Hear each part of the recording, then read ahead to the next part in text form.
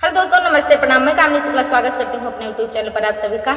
बहुत ही दर्द भरा सोहर गीत है भगवान श्री रामचंद्र, सीता माता और लक्ष्मण जी का।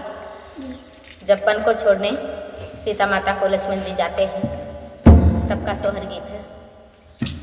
तो ये गीत के माध्यम से आप लोगों को सुनाते हैं। सुना